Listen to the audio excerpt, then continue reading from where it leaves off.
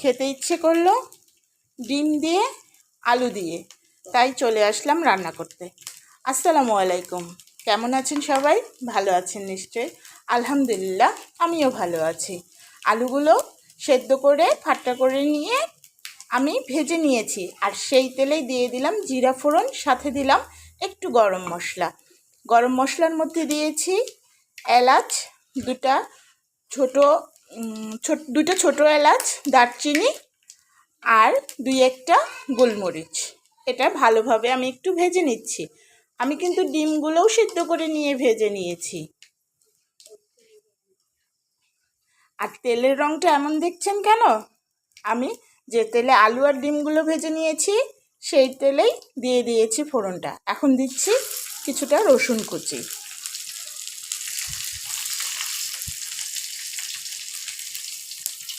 ডিম আলু দিয়ে তরকারিও বলতে পারেন।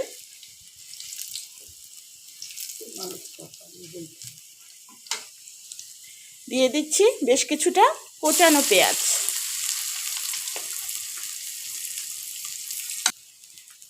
এখন আমি এতে দিয়ে দিচ্ছি কিছুটা লবণ। লবণটা আমি খুব বেশি দেইনি, কারণ আমি ডিম আলু একটু লবণ দিয়েই ভেজে নিয়েছি।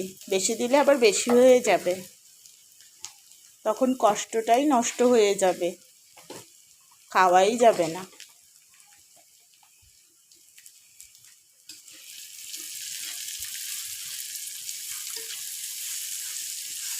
দেখেন পেঁয়াজটা আমি একদম ভাজা ভাজা করে নিই, হালকা বাদামি রং হয়ে এসেছে। আমি এখন দিয়ে দিচ্ছি এতে অল্প পরিমাণে পানি।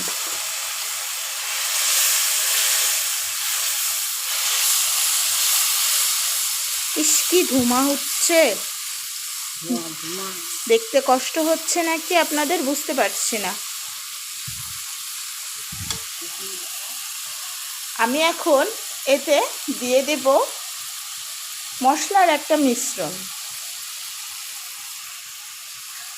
এতে আমি দিয়ে দিয়েছি আদা বাটা, রসুন বাটা, জিরা গুঁড়া, ধনিয়া গুঁড়া, হলুদ মরিচের গুঁড়া আর পাঁচফোড়নের গুঁড়া। এটা আমি এখন ঢেলে দিচ্ছি। আর সাথে অল্প একটু পোস্ত দানাও বেটে অ্যাড করে দিয়েছি।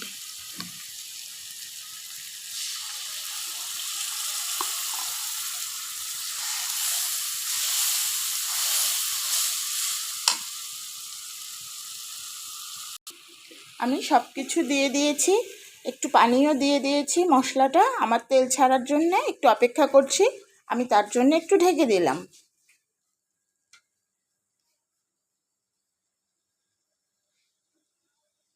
দেখেন মশলাটা আমার কি সুন্দর কালার এসেছে, কি সুন্দর তেল ছেড়ে দিয়েছে। এখন আমি এতে দিয়ে দিচ্ছি আলুগুলো। আলুগুলো দেখেন আমি কিভাবে কেটে নিয়েছি, লম্বা লম্বা করে, একটু মোটা মোটা করে, এবং তেলে একটু লবণ হলুদ দিয়েও ভেজে নিয়েছি। আলতো হাতে আমি নেড়ে দিচ্ছি।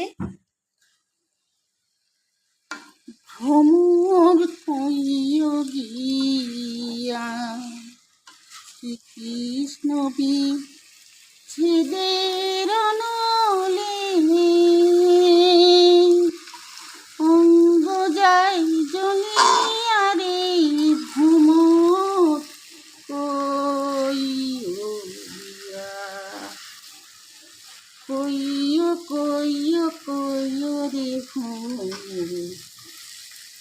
কৃষ্ণরে বুঝাইয়া।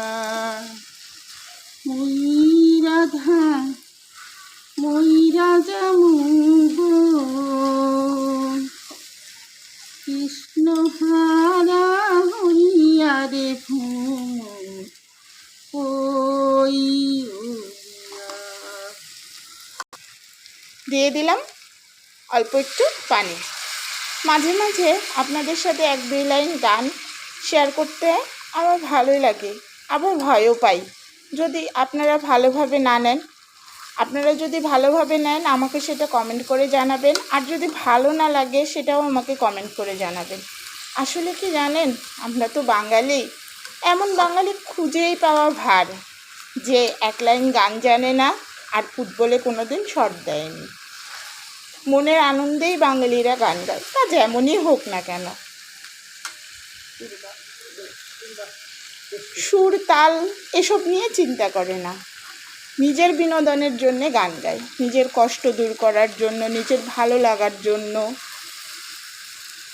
মূলত মনের আনন্দে মনের ভাব প্রকাশ করার জন্যই বাঙালিরা গান গায়। দেখুন আলুটাকে আমি খুব ভালোভাবে মশলার সাথে মিশিয়ে নিচ্ছি, বারবার নেড়ে চেড়ে।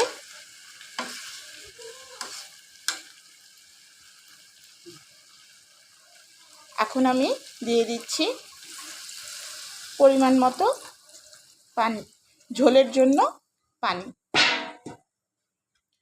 এখন কিন্তু রান্নাটা হতে খুব বেশি সময় লাগবে না। আসলে অনেকেই বলে চটজলদি রান্না, আমি না আসলে এটাতে বিশ্বাস করি না। যেমন এই রান্নাটাও দেখতে খুব অল্প সময়ে খুব তাড়াতাড়ি মনে হচ্ছে হয়ে গেল, কিন্তু এই রান্নার উপকরণগুলো তৈরি করা, যেমন আলু ডিম সেদ্ধ করা, সেটাকে ভেজে নেওয়া, এগুলো করতেও কিন্তু পর্যাপ্ত সময় লেগে গেছে। তাহলে রান্নাটা কি খুব তাড়াতাড়ি হয়ে গেল? কোনো রান্নাই তাড়াতাড়ি হয় না। এখন দিয়ে দিচ্ছি আমি কয়েকটা চেরা কাঁচামরিচ।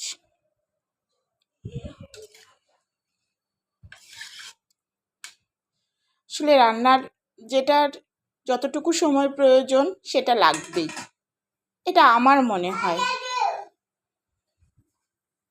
এখন আমি ঝোলটা ফুটার জন্য অপেক্ষা করছি। এখন আমি ডিমটাও দিয়ে দিচ্ছি, যাতে ডিমটার ভেতরেও মশলাগুলো ঢুকে যায়, ঝোলের সাথে একসাথেই ফুটুক, ভালো লাগবে খেতে। এখন আমি ঢেকে দিয়ে কিছু সময় পর ফিরে আসছি। দেখেন রান্নাটা আমার হয়ে এসেছে। আমি এখন চুলার আঁচটা বন্ধ করে দিচ্ছি। কি চমৎকার একটি ঘ্রাণ বের হয়েছে, আর কি সুন্দরই না দেখতে লাগছে বলেন। আমি এমনই বন্ধ করে দিলাম চুলার আঁচটা, কারণ আলু তো আর একটু ঝোল টেনে নেবে। সব কিছু মিলে আমার রান্নাটা কেমন লাগলো আপনাদের আমাকে কমেন্ট করে জানাবেন। আজ এ পর্যন্তই। প্লিজ আমার পাশে থাকবেন, আমার চ্যানেলটিকে সাবস্ক্রাইব করে দেবেন। আপনাদের একটি কমেন্ট আমাকে নতুন নতুন ভিডিও তৈরি করতে উৎসাহিত করে। ভালো থাকবেন সবাই, সুস্থ থাকবেন, নিরাপদে থাকবেন। আল্লাহ হাফেজ।